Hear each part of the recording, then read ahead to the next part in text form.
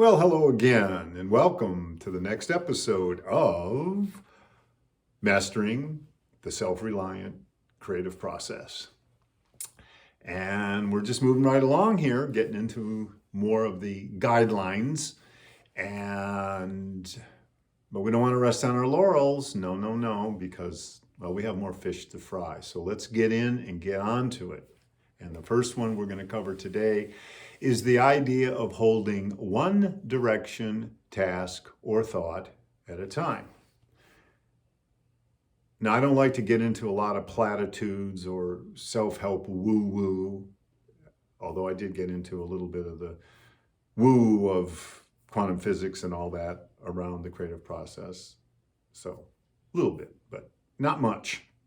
And the idea is that of course, it makes sense to focus our attention on one direction, task, or thought at a time. But it's difficult and it's confrontive.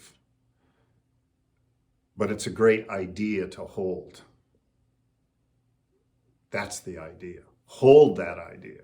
Because the romantic pretensions of the creative process envision often all these projects and plate spinning, and we talked about this before, like the computer is running and all these files are open and we're going back and forth, but we're not getting anything done. We're just moving back and forth amongst the files. And in the long run, we discover that being busy is really representing misaligned thought. So here's what we can do to tighten it up a little bit. And that is to create now, later, and way later lists. So when considering a series of actions or the entirety of a considerable project, once we've indulged ourselves and we've logically broken it down, we decide, well, what needs doing now? And then what can be done a bit later and what can be done way down the road? So now you've got a list in 3 parts: now, later, and way later. Every time you check items off the now list and keep it short, so you sustain momentum, an item from the later list moves on to the now list. And then an item from the way later list gets to move to the later list. And you rinse and repeat over and over. And as thoughts relative to your projects emerge, your thinking starts getting organized around the idea, is this a now or later or way later idea? Where does this belong on the task list?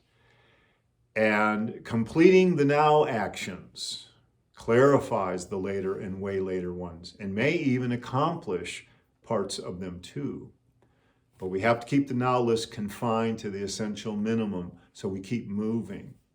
And this has been so helpful for me because I get ideas all the time and my mind gets going and the blowing, and I just have to rein it in and say, okay, if this thought is a now thought, it better be earth-shattering because I already got the list and that list has to be done, and it has not changed. This new magnificent idea I just got has not changed the importance or the efficacy of the list I already got.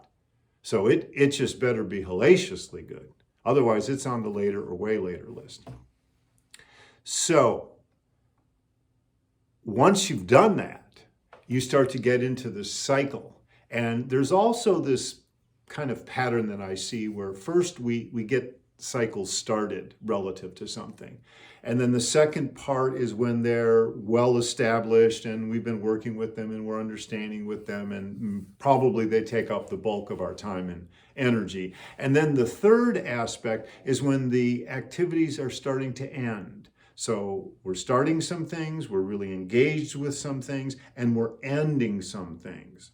So I like to make sure that as I keep adding new pieces of activity, I'm ending other pieces of activity. And then this begs the question, where do we keep the list? Do we keep it in our head? Do we write it down? What do we do? Now, most of my clients and myself, we like erasable whiteboards because the items can be noted and you have an execution strategy. It's visually mapped out. It's an organized vision of the project of the day. And there's also this powerful thing about erasing everything and starting anew because there's a sensation of accomplishment. It's like spring cleaning personified. A task list does tend to stare at us. It's like the teacher waiting for us to hand in the final exam. And when that task list stays the same for too long, it's like spoiled food in the fridge. So I don't want to lose motivation, so I keep my list short and I focus on what needs to be executed right now. So the qualities behind getting projects done, there's three fairly important components, and they are to assign the priorities. This is why you have the list, and to manage your time, energy, and resources, and then also identify the sequence of events. So that's a beautiful thing. So let's add one more piece to that, and that is improving the effectiveness of seamless transitions.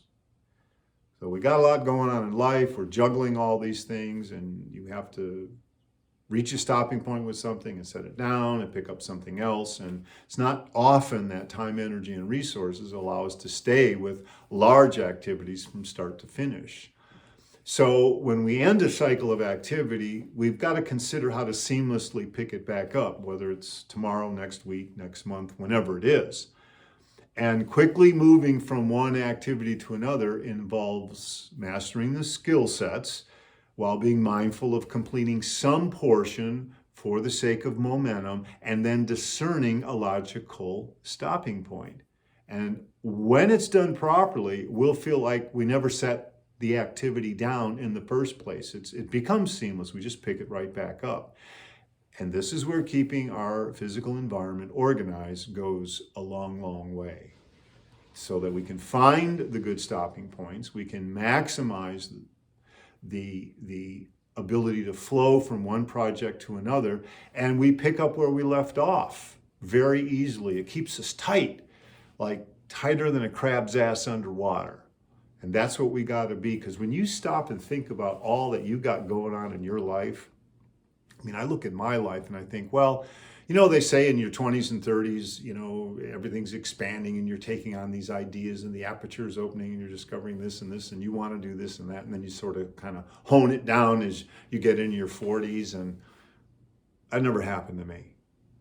I must not have got on that bus, because as my life has gone on, I've just thought about, well, I want to do this now and this now and this now and that now and that, da, da, da, da, da, da. And when I start to look at my life, like, I have a course on the body and I have a course on the mind, and I'm coaching with people and I'm growing food and I'm writing music and I have a YouTube channel and blah, blah, blah, blah, blah. And I have relationships I want to keep up. There's only one thing that I have got to do every single day in order to make it work. And that is, I have to keep my transitions seamless, because I'm going to have so many. And I can't be wasting my time with them, or there will not be the time to do the things that I want to do. I won't be able to give them the time on task they require. And that's a very important thing to consider. And when we have the discipline, and it took me years to develop it, we can throw the dart and we stop kind of aimlessly wandering around and going through the motions. We don't have that disconnection. We stay in the flow. And I don't know necessarily if the devil is in the details, but certainly for me, the discipline is.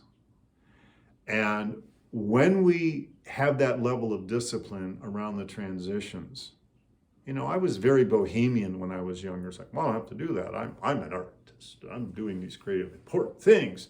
It was very egoic, really, is what it was. And it was a lot of nonsense. And it was like, well, I don't need to make my bed, and I don't need to do this and that. And, you know, and then you hear later on people say, well, you know, you start the day by making your bed. And I'm like, why? And it's like, well, because you accomplish something. And you start there, and you build, and you build, and you build. And when you think about it, you go through the day, it's just hundreds of these little tiny little steps, little thing over here, little thing over there. Then you take a shower, little thing, you eat, little thing, you get dressed. It just goes on and on and on. And having the ability to keep your station organized, I said before that you would create all these little notes and stuff, and they never went anywhere except in the trash. And along with them, my ideas and my dreams in the trash. And life goes on, and the clock ticks, and the calendar rolls, and you say, wow, it's Groundhog Day now. It's, it's the same story, different day.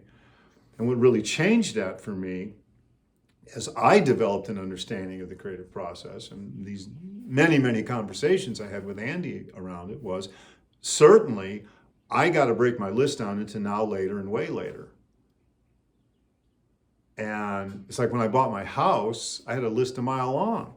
And as the years went by, I started accomplishing this and this and this and this. And as I added the permaculture part of it and growing my own food and whatnot, then I could be able to see the results. I could see the natural progression. And then it became like obvious what was next. It wasn't great thinking involved. It was pretty clear. So look at the things in your life that you've developed a modicum of momentum over and allow them to show you what is the next thing, and commit yourself to it and turn yourself over to it, and keep the transitions tight.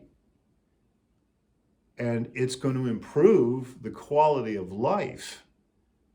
And it's going to give you the sense that you have time for yourself and you have time to do the things that you want to do. Because life's going to take us away from all that, because there's all these things going on every day in our lives.